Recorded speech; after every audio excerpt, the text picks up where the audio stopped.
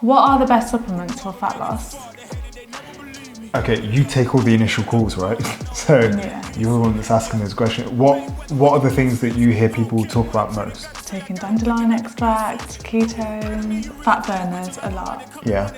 Okay, so like people are taking the fat burners, the predominant actual ingredient in that is just caffeine, which I don't think a lot of people realize.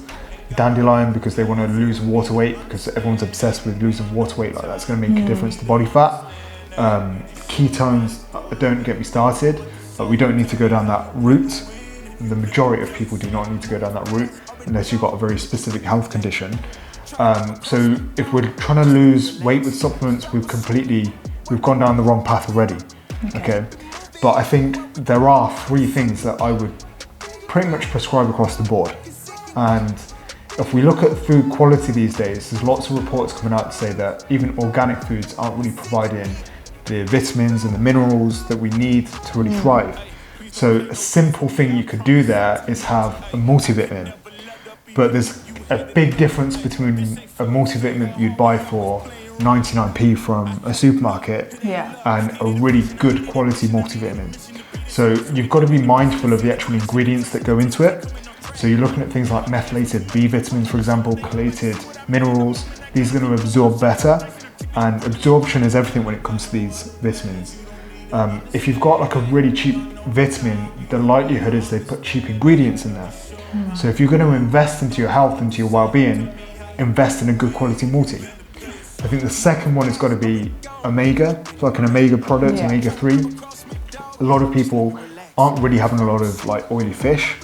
I think particularly in our community, I think there's a bit of a aversion to fish within the diet, especially oily fish, things like salmon and mackerel. I don't think I'd even heard of salmon or mackerel growing up. Like it wasn't something we really had a lot in their household. So I think these are things that we don't commonly eat a lot of, so we'd probably want to supplement with that. If you're vegan or if you're vegetarian, you might want to go down a slightly different route. So you wouldn't get a traditional omega-3 product, you get something like an algae oil, which provides the same benefits. I think the third one is like going to be quite surprising to a lot of people, is creatine. So like creatine monohydrate for health has huge benefits, even for cognitive function. So your brain power improves on the back of it. So I'd be taking that. It's also really important with creatine, like it's been proven to work with Alzheimer's patients. So it kind of goes to show that it goes beyond just muscle building at this point. So creatine is a good supplementation to take, between 3 to 5 grams for most people.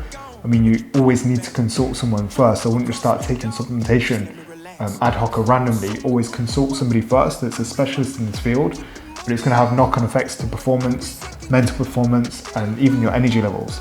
So there are 3 things that I would go down in terms of supplementation, but I wouldn't be taking any specific supplements to help me burn fat.